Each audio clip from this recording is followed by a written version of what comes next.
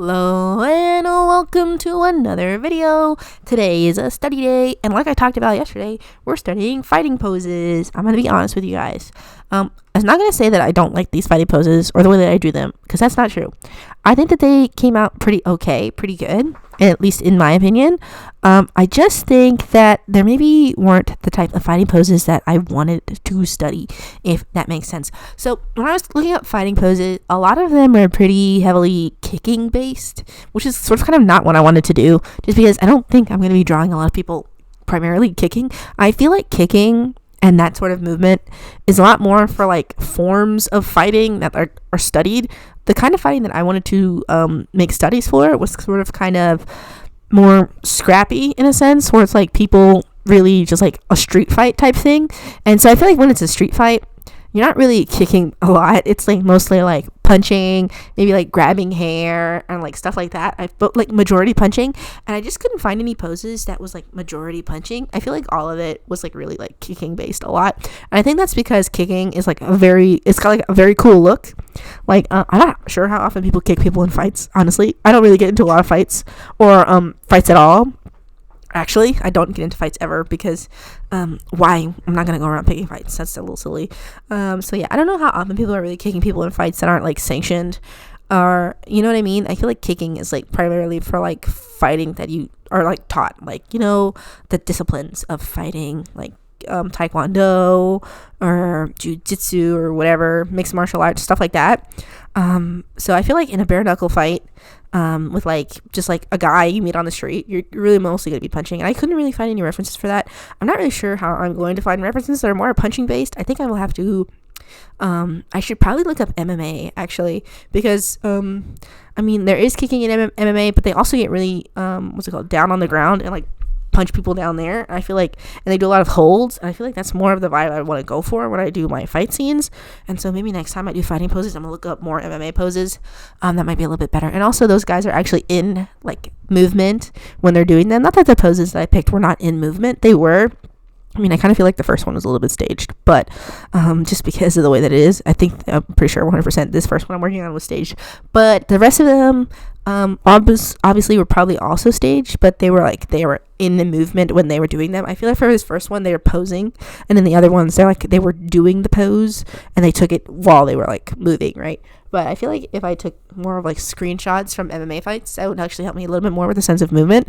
But I don't know, you guys. I didn't hate doing these. I actually liked doing them a lot, but not because I like the poses too much. I think I like doing it because I think I'm getting faster at drawing, if I'm being honest, and that's kind of fun. That's kind of exciting. This video is a little bit on the shorter side, but and it's also in real time, so each pose only takes me like 3 minutes to do, and before it would take me like 10 minutes to do a full body pose. But then again, these are also, they are only figure studies. I'm not like adding details and stuff like that, so maybe that's why they come faster. But I feel like even before my figure studies, they would take me like 5 minutes if I wasn't timing them. I wasn't timing them today. I was just like, I'll draw for 20 minutes. And I drew for around 20 minutes. But actually I drew for like 15 minutes. But I filled up the page, so I was like, I'm done.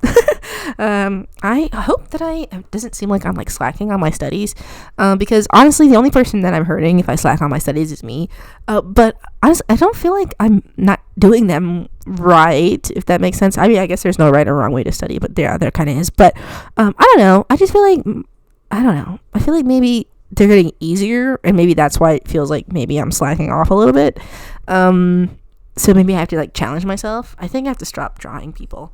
Not entirely, obviously. Like when I draw for fun, I'm still gonna draw people, but I think when I do my studies, not that I'm like 100% great at drawing people, but I don't know. I just feel like when it comes to the studies I do for the channel, they should be more challenging ones, because that's kind of what the starting of the Thursday study sessions was to challenge myself, and not to say that it's not hard to draw people, because it is still hard for me to draw people, but I draw people every day, right?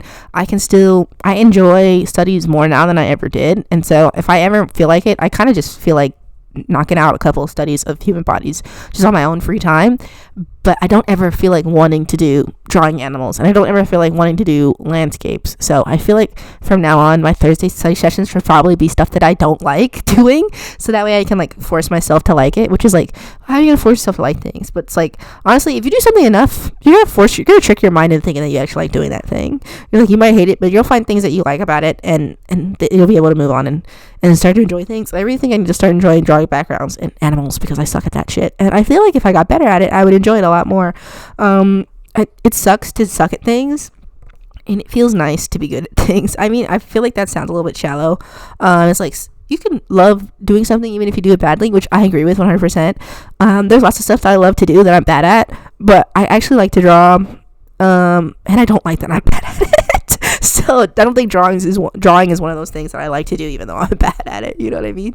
I like to see improvement in my drawings, so I would like to get better at it. So I think from now on Thursdays, just to shake things up a bit, I'm gonna have to start forcing myself to do things that are hard and that I don't like. It's just a little bit difficult to force myself to do those things because I don't like them.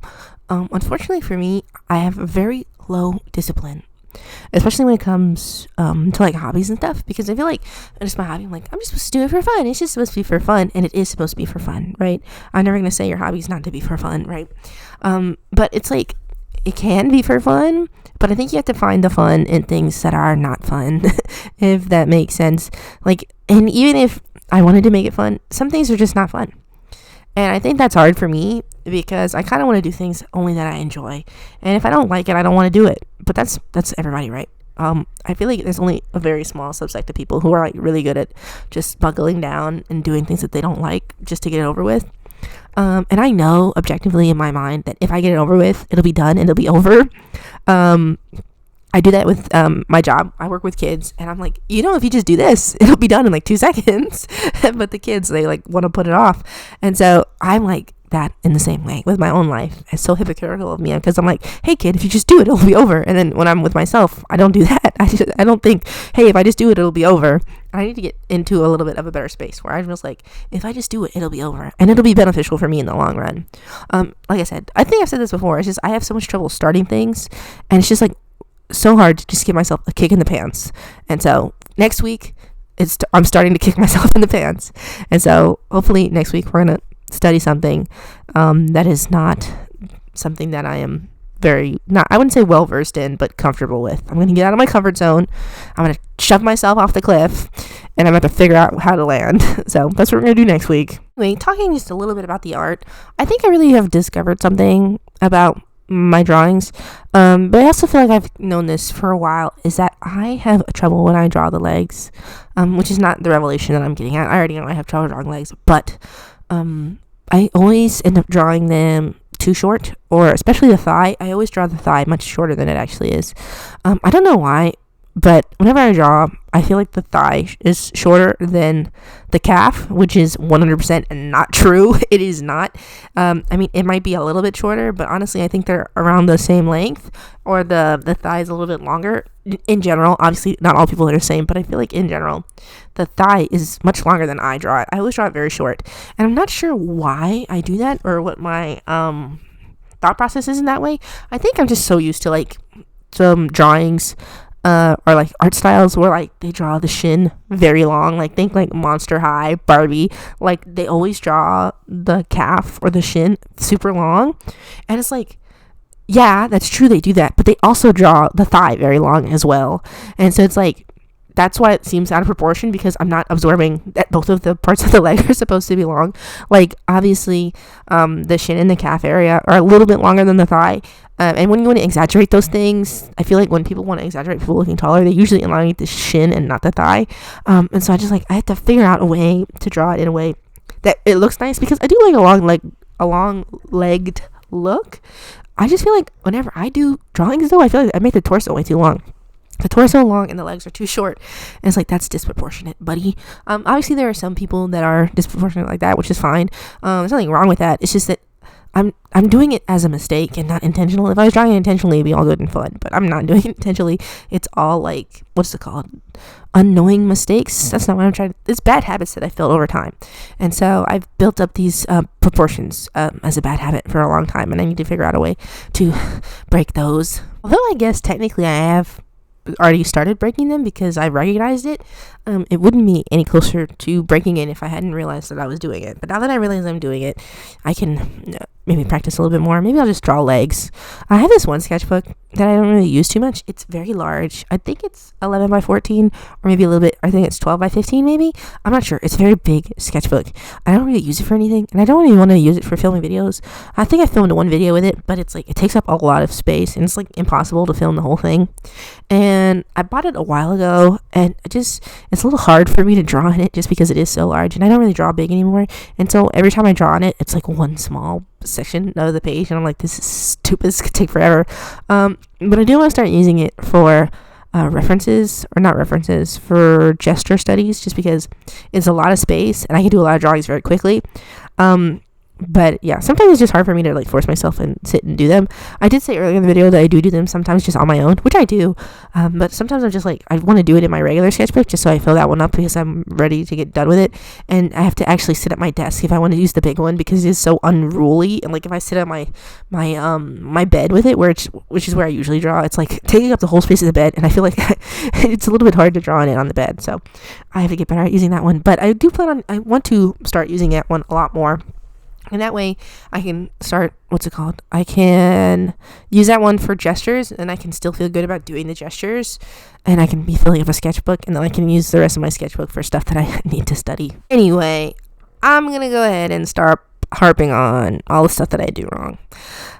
And I'm going to talk about the pen that I used. Actually, no, I'm not, because it's the same pen I've been using all week. I feel kind of bad, you guys. I didn't really color anything at all this week. I was kind of planning on coloring stuff, but it's the way that things shook out. I didn't actually color anything at all, which makes me feel a little bit bad. Do you guys care if I color stuff? Actually, you know what is so funny? I feel like if I only color things during the week, that feels like a ripoff because you don't like see the process of drawing. But you guys can let me know. I actually have no idea which ones you guys prefer. If you like drawing videos better, or if you like coloring videos more. I actually have no idea. So you guys can let me know which ones you prefer. I like the coloring videos. But actually no, I don't, not really, because then I do have to draw and then I have to color also, so it's like twice the work to do the coloring video, and it's actually a lot faster if I just crank out a drawing video, if I'm being honest. But and I feel like I've been struggling with color, but maybe I'm just gonna start switching over to just doing gray drawings, but then not gray drawings, but like gray colorings. But then I kind of feel like color is nice. I want to get better at coloring. And see, here I am trying to run away from things that I feel like I'm not very good at. I'm gonna try to color more for you guys. I'm trying to push myself a little bit more. I was doing that for a while, and I felt like I was getting better at coloring and like lighting and stuff, and then I just stopped. I guess because I got lazy. I'm gonna stop being lazy, you guys. I'm gonna start pushing myself, okay? And let's do it together. You guys push yourselves too. Tell me about your goals, and we'll do them together. Because it'll be more motivating if we do it together. If you just do stuff by yourself, I feel like sometimes it's hard to do it. But if we do it together, then anything can be fun. Anyway, that's the end of the video, you guys. Thank you so much for spending this time with me. I will go ahead and see you in the next one.